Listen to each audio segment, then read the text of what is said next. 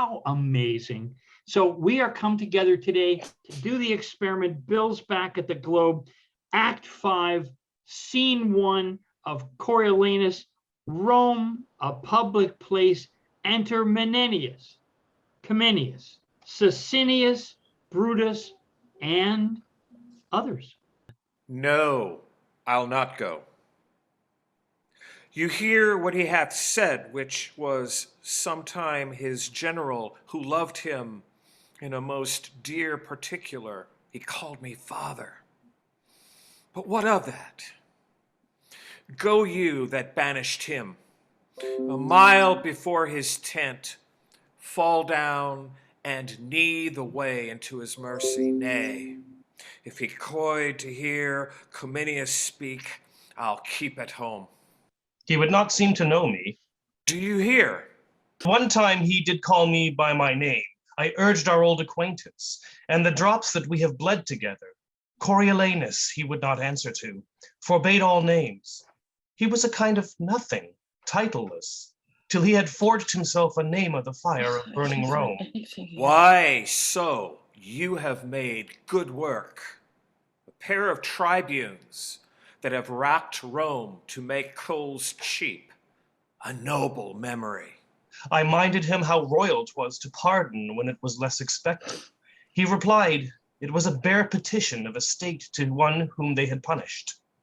Very well. Could he say less? I offered to awaken his regard for his private friends. His answer to me was, he could not stay to pick them in a pile of noisome, musty chaff. He said 'twas folly for one poor grain or two to leave unburnt and still to nose the offense. For one poor grain or two. I am one of those.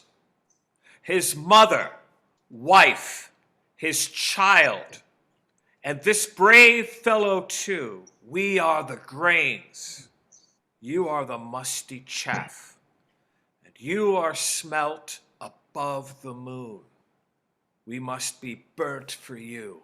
Now I'm Sicinius. Nay, pray, be patient.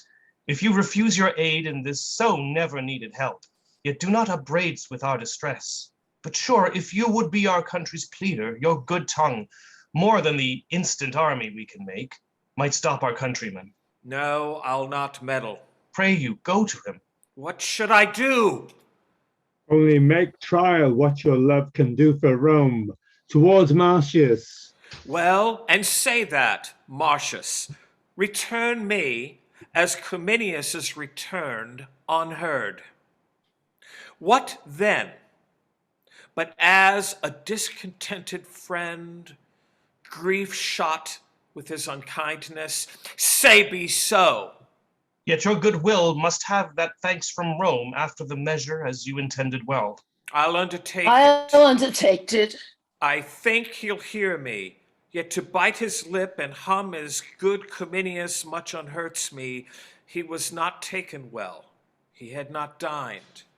The veins unfilled, our blood is cold, and then we pout upon the morning, are unapt to give or to forgive. But when we have stuffed these pipes and these conveyances of our blood with wine and feeding, we have suppler souls than is our priest-like fasts. Therefore I'll watch him till he be dieted to my request, and then I'll set upon him. You know the very road unto his kindness, and cannot lose your way. Good faith, I'll prove him. Speed how it will, I shall ere long have knowledge of my success. You'll never hear him. Not? I tell you, he does sit in gold, his eye red as 'twould burn Rome, and his injury the jailer to his pity. I kneeled before him, 'twas very faintly he said, rise. Dismissed me thus with his speechless hand. What he would do he sent in writing after me, what he would not, bound with an oath to yield to his conditions, so that all hope is vain. Unless his noble mother and his wife, who, as I hear, mean to solicit him for mercy to his country. Therefore let's hence, and with our fair entreaties haste them on. Scene 2, an advanced post of the Volscians' camp before Rome. The guards at their station. Stay, whence are you? Stand and go back.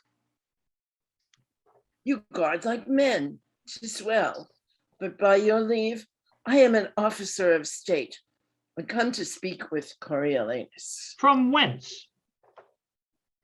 From Rome? You may not pass. You must return. Our general, like to a bowl upon a settled ground, I have tumbled. Will no more hear from thence. You'll see your Rome embraced with me with fire before you'll speak with Coriolanus. Good, my friends, if you have heard your general talk of Rome and of his friends there, it is lots to blanks. My name both touched your ears. It is Menenius. Be it so, go back. The virtue of your name is not here passable. I tell thee, fellow, the general is my lover. I have been the book of his good acts, whence men have read his fame unparalleled, haply amplified, of whom he's chief, with all the sighs that verify, would without lapsing suffer, and nay, sometimes like to a bowl upon a subtle ground. I have tumbled past the throw, and in his praise have almost stamped the leasing. Therefore, fellow, I must have leave to pass. Faith, sir, if you had told as many lies in his behalf as you have uttered words in your own, you should not pass here. No, though it were as virtuous to lie as to live chastely, therefore go back. Prithee, fellow, remember my name is Menenius, always factionary on the party of your general.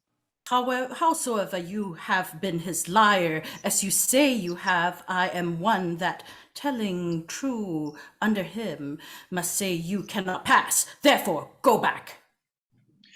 Has he dined? Canst thou tell, ere I would not speak with him till after dinner? You are a Roman, are you? I am as the general is. Then you should hate Rome as he does. Can you, when you have pushed out your gates, the very defender of them, and in a violent popular ignorance, given your enemy your shield, think to front his revenges with the easy groans of old women, the virginal palm of your daughter, or with the palsied intersection of such a decayed dotard as you seem to be? Can you think to blow out the intended fire your city is ready to flame in with such weak breath as this? No, you are deceived. Therefore, back to Rome and prepare for your execution. You are condemned. Our general has sworn you out of reprieve and pardon. Sirrah, if thy captain knew I was here, he would see me with estimation. Come, my captain knows you not.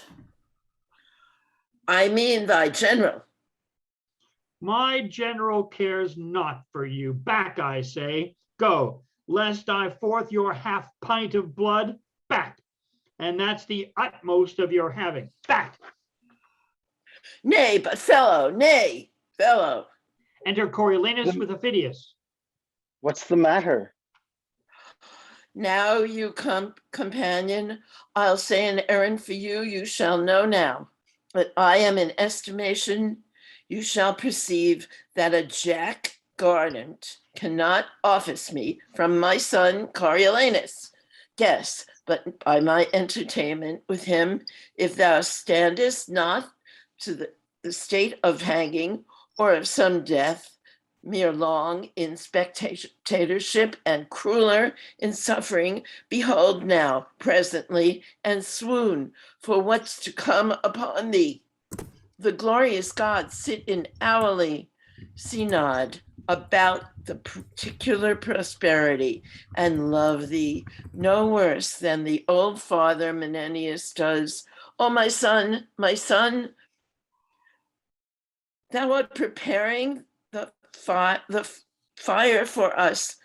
Back thee, here's water to quench it.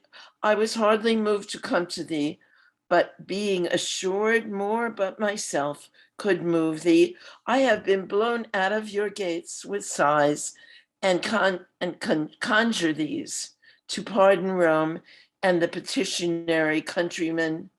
The good gods assuage thy wrath and turn the dregs of it upon this varlet here. This, who like a block hath denied my access to thee. Away, How away? wife, mother, child, I know not. My affairs are servanted to others. Though I owe my revenge properly, my remission lies in Volscian, that we have been familiar. Ingrate forgetfulness shall poison rather than pity, note how much. Therefore be gone. Mine ears against your suits are stronger than your gates against my force. Yet, for I love thee, take this along. I writ it for thy sake. And I would have sent it. Another word, Menenius, I will not hear thee speak. This man, Aufidius, alone, yet thou behold. You keep a constant temper. Exit Coriolanus and Aufidius. Now, sir, is your name Menenius? 'Tis a spell, you see, of much power. You know the way home again. Do you hear how we are sent for keeping your greatness back? What cause do you think I have to swoon? I neither care for the world or nor your general. For such things as you, I can scarce think there's any. You are so slight. He that hath a will to die by himself fears it not from another. Let your general do his worst. For you, be that you are long, and your misery here ease with your age. I say to you, as I was said to, away. A noble fellow, I warrant him. The worthy fellow is our general. He is the rock, the oak, not to be wind shaken. Scene 2, the tent of Coriolanus. Enter Coriolanus, Aufidius, and others.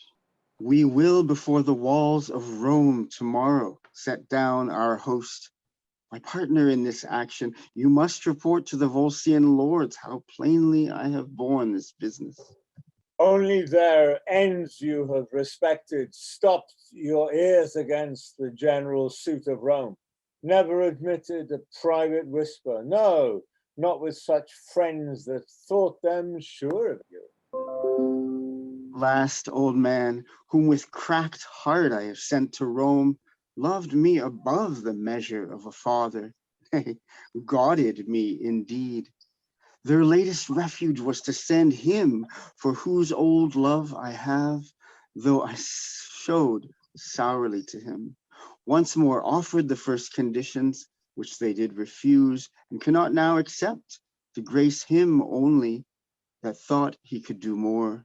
A very little I have yielded to, fresh embassies and suits, nor from the state nor private friends hereafter will I lend ear to.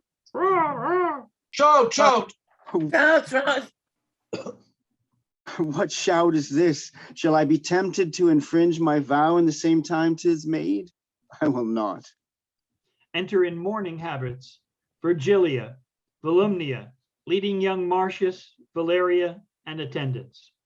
My wife comes foremost, then the honored mold wherein this trunk was framed, and in her hand the grandchild to her blood. But out, affection, all bond and privilege of nature, break. Let it be virtuous to be obstinate.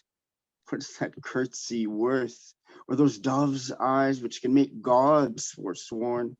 I melt, and am not of stronger earth than others. My mother bows as if Olympius to a molehill should in supplication nod. And my young boy hath an aspect of intercession which great nature cries, deny not. Let the Volscis plow Rome and harrow Italy. I'll never be such a gosling to obey instinct, but stand as if a man were author of himself and knew no other kin.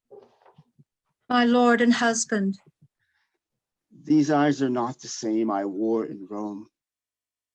the sorrow that delivers us thus changed makes you think so.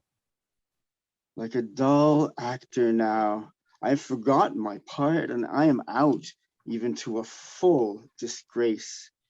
Best of my flesh, forgive my tyranny, but do not say for that, forgive our Romans. Oh, a kiss long as my exile, sweet as my revenge. Now, by the jealous queen of heaven, that kiss I carried from thee, dear, and my true lip hath virgined it there since. You gods, I prate, and the most noble mother of the world leave unsaluted. Sink my knee in the earth. Of thy deep duty more impression show than that of common sons. Oh, stand up, blessed.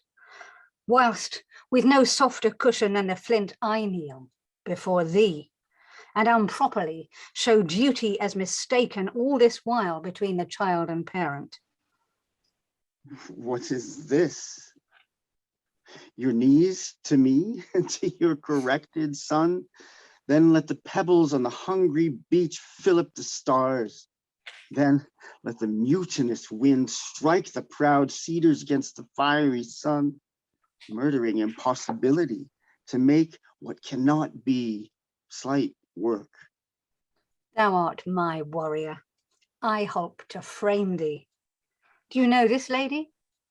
The noble sister of Publicola, the moon of Rome, chaste as the icicle that's curded by the frost from purest snow and hangs on Dian's temple, dear Valeria. And this is a poor epitome of yours, which by the interpretation of full time may show like all yourself. The god of soldiers, with the consent of supreme Jove, inform thy thoughts with nobleness, that thou mayst prove to shame unvulnerable and stick in the wars like a great sea mark, standing every flaw and saving those that eye thee. Your knee, Sirois. That's my brave boy. Even he, your wife, this lady, and myself as suitors to you. I beseech you, peace. Or if you ask, remember this before. The thing I have forsworn to grant may never be held by you. Denials. Do not bid me dismiss my soldiers or capitulate again with Rome's mechanics. Tell me not wherein I seem unnatural. Desire not to allay my rages and revenges with your colder reasons. Oh, no more, no more. You've said you'll not grant us anything, for we have nothing else to ask but that which you deny already. And yet we will ask that if you fail in our request, the blame may hang on your hardness, and therefore hear us. Aufidius, and you Volscis, mark, for we'll hear not from Rome in private. Your request? Should we be silent and not speak? Our raiment and state of bodies would bewray what life we have led since the exile. Think with thyself how more unfortunate than all living women are we come hither, since that thy sight, which should make our eyes flow with joy, hearts dance with comfort, constrains them weep and shake with fear and sorrow, making the mother, wife, and child to see the son, the husband, and the father tearing his country's bowels out, and to pour we thine enmities most capital. Thou bar'st us our prayers to the gods, which is a comfort that all but we enjoy, For how can we, alas, how can we for our country pray? Whereto we are bound, together with thy victory, whereto we're bound. Alack, or we must lose their country, our dear nurse, or else thy person, our comfort in the country. We must find an evident calamity, though we had our wish, which side should win. For either thou must, as a foreign recreant, be led with manacles through our streets, or else triumphantly tread on thy country's ruin, and bear the palm for having bravely shed thy wife and children's blood. For myself, son, I purpose not to wait on fortune till these wars determine. If I cannot persuade thee, rather to show a noble grace to both parts than seek the end of one, thou shalt no sooner march to assault thy country than to tread, trust to it, thou shalt not, on thy mother's womb that brought thee to this world. I and mine that brought you forth this boy to keep your name living to time. Shall not tread on me. I'll run away till I'm bigger, and then I'll fight. Not of a woman's tenderness to be, requires nor child nor woman's face to see. I've sat too long. Nay, go not from us thus. If it was so that our request did tend to save the Romans, thereby to destroy the vultures whom you serve, you might condemn us as poisonous of your honor. No, our suit is that you reconcile them, while the vultures may say, this mercy we have showed, the Romans, this we have received, and each in either side give the all hail to thee, and cry, be blessed for making up this peace. Thou knowest, great son, the end of war's uncertain, but this certain, that if thou conquer Rome, the benefit which thou shalt thereby reap is such a name whose repetition will be dogged with curses, whose chronicle thus writ, the man was noble, but with his last attempt he wiped it out, destroyed his country, and his name remains to the ensuing age abhorred. Speak to me, son. Thou hast affected the fine strains of honor to imitate the graces of the gods, to tear with thunder the wide cheeks of the air, and yet to charge thy sulphur with a bolt that should but rive an oak. Why dost not speak? Think'st thou it honorable for a noble man still to remember wrongs? Daughter, speak you. He cares not for your weeping. Speak thou, boy. Perhaps thy childishness will move him more than can our reasons. There's no man in the world more bound to his mother, yet here he lets me prate like one in the stocks. Thou hast never in thy life showed thy mother any courtesy, when she, poor hen, fond of no second brood, has clucked thee to the wars and safely home, loaden with honor. Say my request's unjust and spurn me back, but if it be not so, thou art not honest, and the gods will plague thee, that thou restrainst from me the duty which to a mother's part belongs. Huh, he turns away. Down, ladies, let us shame him with our knees. To his surname, Coriolanus longs more pride than pity to our prayers. Down. An end. This is the last. So, we'll home to Rome and die among our neighbors. Nay, behold this boy that cannot tell what he would have, but kneels and holds up hands for fellowship, does reason our petition with more strength than thou hast to deny it. Come, let us go. This fellow had a Volscian for his mother. His wife is in Coriolanus, and his child like him by chance. Yet give us our dispatch. I am hushed until our city be afire, and then I'll speak a little. Oh, mother, mother, what have you done? Behold, the heavens do ope, the gods look down, and this unnatural scene they laugh at. Oh, my mother, mother, Oh, you have won a happy victory to Rome, but for your son, believe it. Oh, believe it. Most dangerously you have with him prevailed, if not most mortal to him. But let it come. Aufidius, though I cannot make true wars, I'll frame convenient peace. Now, good Aufidius, were you in my stead, would you have heard a mother less, or granted less, Aufidius? I was moved withal. I dare be sworn you were. And, sir, it is no little thing to make mine eyes sweat compassion. But, good sir, what peace you'll make, advise me. For my part, I'll not to Rome, I'll be back with you. And pray you stand to me in this cause. Oh, mother, wife. I am glad thou hast set thy mercy and thy honor at difference in thee. Out of that I'll work myself a form of fortune. The ladies make signs to Coriolanus. Aye, by and by, but we'll drink together, and you shall bear a better witness back than words, which we, on like conditions, will have countersealed. Come, enter with us. Ladies, you deserve to have a temple built for you. All the swords in Italy and her confederate arms could not have made this peace. Exit. Scene 4, Rome, a public place. Enter Menenius and Sicinius. See you. Yon cotton are the capital, yon cornerstone. Why, what of that? If it be possible for you to displace it with your little finger, there is some hope the ladies in Rome, especially his mother, may prevail with him. But I say there is no hope.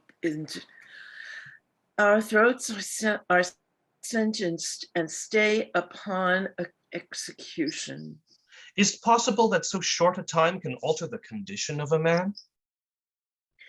There is difference between a grub and a butterfly, yet your butterfly was a grub.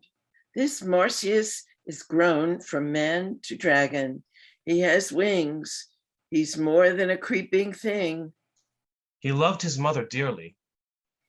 So did he me, and he no more remembers his mother now than an 8-year-old horse. The tartness of his face sours ripe grapes. When he walks, he moves like an engine, and the ground shrinks before his reading. He is able to pierce a corselet with his eyes, talks like a knell, and his hum is a battery. He sits in his state as a thing made for Alexander. What he bids be done is finished with his bidding. He wants nothing of a god but eternity and a heaven to throne in. Yes, mercy, if you report him truly. I paint him in the character. Mark what mercy his mother shall bring from him. There is no more mercy in him than there is milk in a male tiger. That shall our poor city find, and all this is long of you. The gods be good unto us. No, in such a case, the gods will not be good unto us. When we banished him, we respected not them, and he returning to break our necks, they respect not us. Enter a messenger. Sir, if you'd save your life, fly to your house. The plebeians have got your fellow tribune and hail him up and down, all swearing, if the Roman ladies bring not comfort home, they'll give him death by inches. Enter a second messenger. What's the news? Good news. Good news, good news. The ladies have prevailed. The Volscians are dislodged and Marcius is gone. A merrier day did never yet greet Rome. No, not the expulsion of the Tarquins. Friend, art thou certain this is true? Is most certain? As certain as I know the sun is fire, where have you lurked that you make doubt of it? Never through an arch so hurried the blown tide as they were comforted through the gates. Why, hark you, the trumpets, sackbuts, psalteries and fifes, tabors and cymbals, and the shouting Romans make the sun dance. Hark you! Shout, shout! This is good news. I will go meet the ladies. This Volumnia is worth of consuls, senators, patricians, a city full of tribunes such as you, a sea and land full. You have prayed well today. That morning for 10,000 of your throats, let not have given a doit. Hark, how they joy. Shout, shout! First, the gods bless you for your tidings. Next, accept my thankfulness. Sir, we have all great cause to give great thanks. They are near the city? Almost at point to enter. We'll meet them and help the joy. Scene 5, a street near the gate. Enter Volumnia, Virgilia, Valeria, accompanied by senators, patricians, and citizens. Behold, our patroness, the life of Rome. Call all your tribes together, praise the gods, and make triumphant fires. Strew flowers before them, unshout the noise that banished Marcius. Repeal him with the welcome of his mother. Cry, welcome, ladies, welcome. Welcome, Welcome, ladies. ladies. Welcome, ladies. Welcome, welcome. So Scene tell the 6. lords of the city I am here. Deliver them this paper.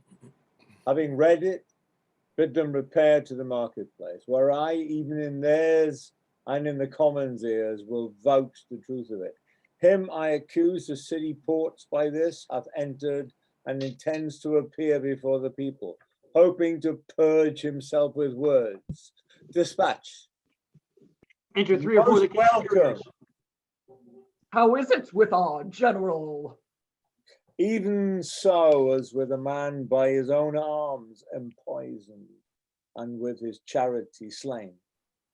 Most noble sir, if you do hold the same men wherein you wished us parties, will deliver you of your great danger. So I cannot tell. We must proceed as we do find the people. People will remain uncertain, whilst twixt you there's difference. But the fall of either makes the survivor heir of all. I know it, and my pretext to strike at him admits a good construction.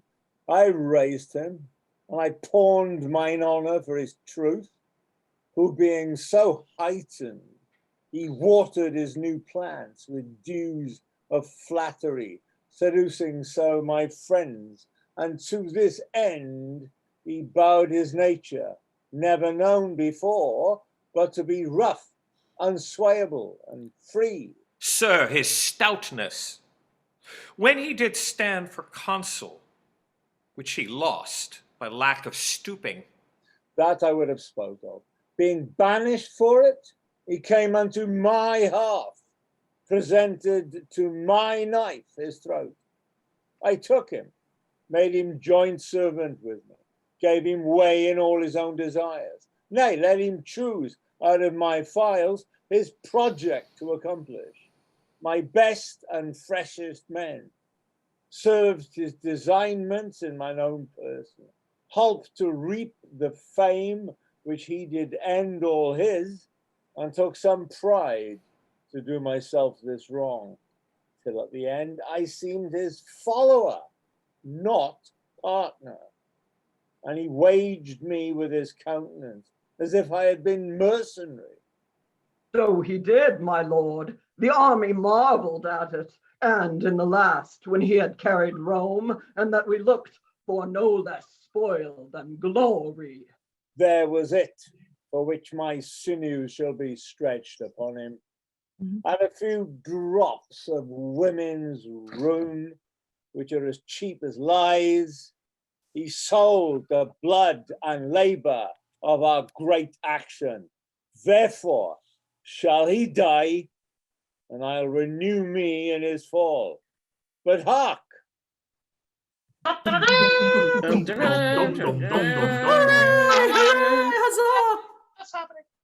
Your native town you entered like a post, and he had no welcomes home, but he returns, splitting the air with noise.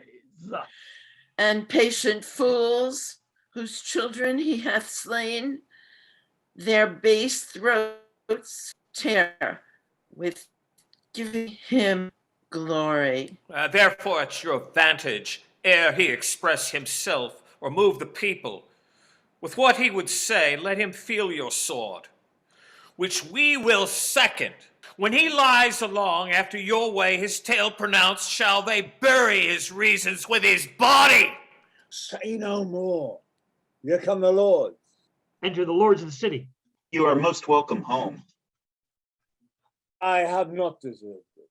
But, worthy lords, have you with heed perused what I have written to you? We have. Peace, ho, no outrage, peace. The man is noble, and his fame holds in. Disturbo the earth, his last offenses to us shall have judicious hearing. Stand, Aufidius, and trouble not the peace. He approaches, you shall hear him.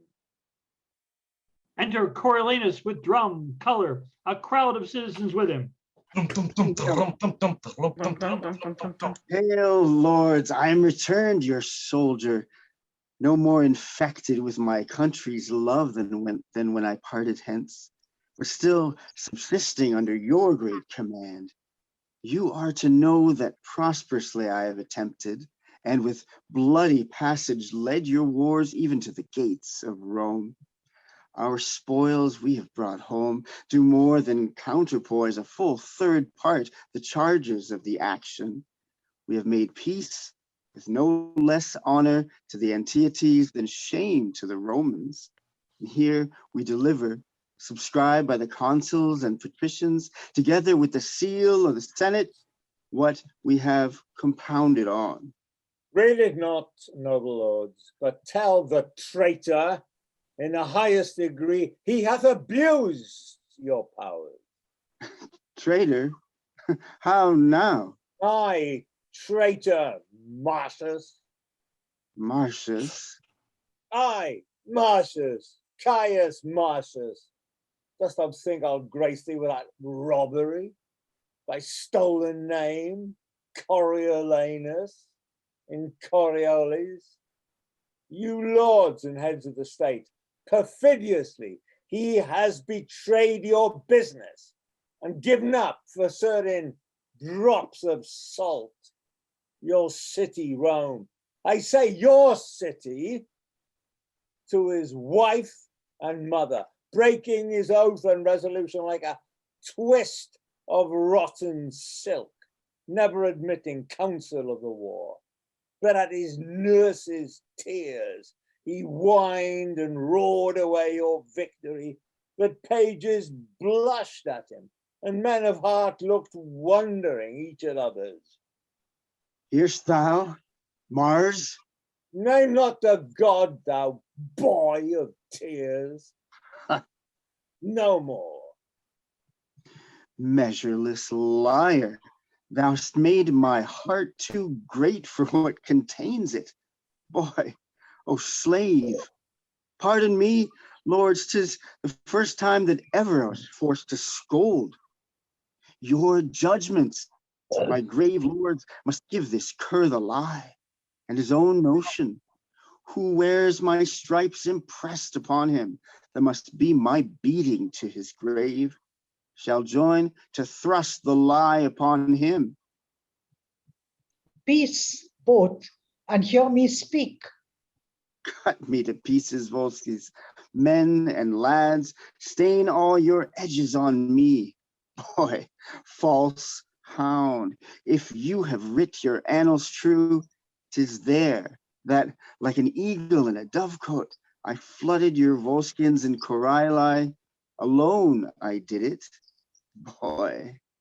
Why, noble lords, will you be put in mind of his blind fortune, which was your shame, by this unholy braggart, for your own eyes and ears? Let him die for it! Let him die for it! Killed my Do it son. presently. Tear him to pieces. He killed my daughter. My daughter. He killed my cousin. He Killed my father. Kill my father. Peace, ho! No outrage. Peace. The man is noble, and his fame folds in. This herb of the earth, his last offences to us shall have judicious hearing. Stand, Aufidius, and trouble not the peace. Oh, that I had him with 6 Aufidiuses or more, his tribe, to use my lawful sword. Insolent! Insolent villain! Kill him! Kill! Kill Kill! Aufidius and the conspirators draw and kill Coriolanus, who falls. Aufidius stands on him. Hold, Hold, Hold, hold. hold. My noble masters, hear me speak. Oh, Tullus, Thou hast done a deed whereat valor your weep. Tread not upon him, masters all, be quiet. Put up your swords. My lords, when you shall know, as in this rage provoked by him, you cannot, the great danger which this man's life did owe you, you'll rejoice that he is thus cut off. Please it, your honors, to call me to your senate. I'll deliver myself your loyal servant, or endure your heaviest censure. bear from hence his body, and mourn you for him. Let him be regarded as the most noble course that ever herald did follow to his urn. His own impatience takes from Aufidius a great part of blame. Let's make the best of it. My rage is gone, and I am struck with sorrow. Take him up, help 3 of the chiefest soldiers. I'll be one. Beat thou the drum, that it speak mournfully. Trail your steel spikes. Though in this city he hath widowed and unchilded many a one, which to this hour bewail the injury, yet he shall have a noble memory. Assist. Rum, Rum, Rum, rum, rum, rum. Ladies and gentlemen, thus ends the tale told by Shakespeare and this valiant company. I salute you. Oh, you poets, oh, you authors. Thank you. 1,000 thanks. Well done, Great fun. Love it. And if you believe in yourself, you can make your dreams come true, just like Coriolanus. And Coriolanus is yours. Thank you all. Have a wonderful, wonderful New Year. May the Festival of Lights lighten your way. Let's do this again soon. Have a great New Year. Bye-bye. Bye. Bye. Take care. Bye, everyone. Thank you, Bye. everyone. Nice knowing everybody. Hope you do it again. Bye. Bye. Lovely. Thank you, Rick. Bye. Do it Bye-bye. Thank again. you, Rick. Have a Bye. good You're all one. very welcome.